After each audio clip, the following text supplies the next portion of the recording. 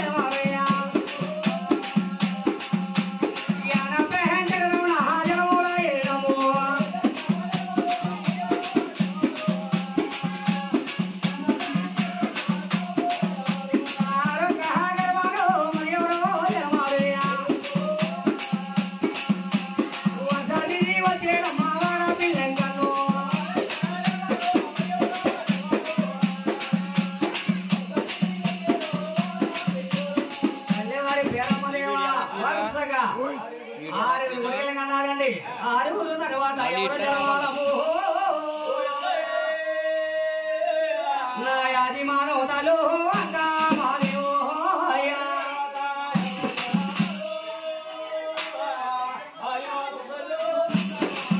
నా విజయవాడ దుర్గమ్మ జన్మలాయిందము నా ఈగలానాథలు నమో రాయిందో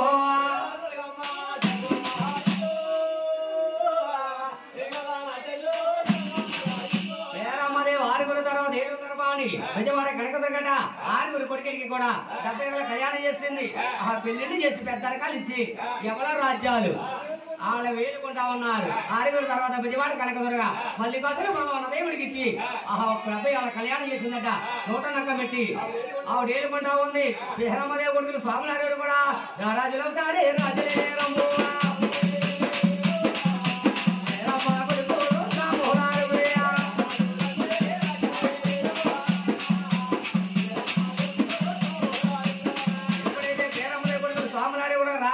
రాజ్యాలు వెళ్తున్నారు. శ్రీరామదేవికి నడికాలం వచ్చింది.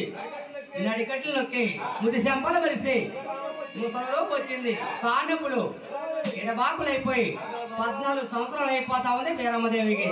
శ్రీరామదేవా లోపడతమ్మ లోకలలోని పట్టి మంచం మీద పరుగులు వేసుకొని 4 శ్రమాల దేవుని వెలిగించుకొని మనిషి పడుకున్నాము.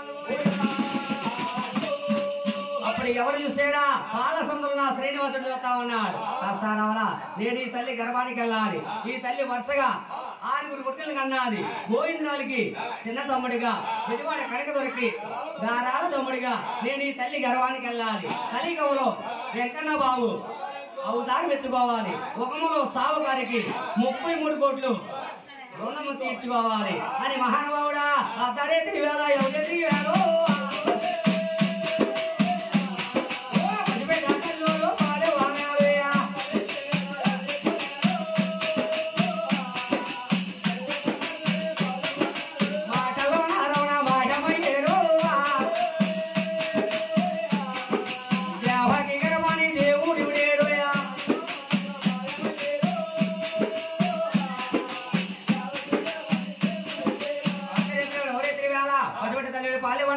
మాటలు శ్రీనివాసుడు మాయమైపోయి శ్రీరామదేవ వద్దకు వెళ్ళిపోతా ఉన్నాడు. గోవిందా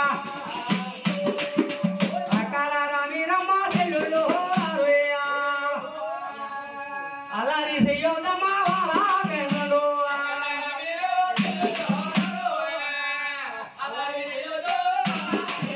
ఎక్కడ దాకా పాడిన పాట ఏడిగొండ్ల వారు మాకేమమ్మ ఎక్కడి నుంచి పాడబోయే పాట ఎంకనో బుడిదాల అకాల రామీరమ్మ చెల్లుడు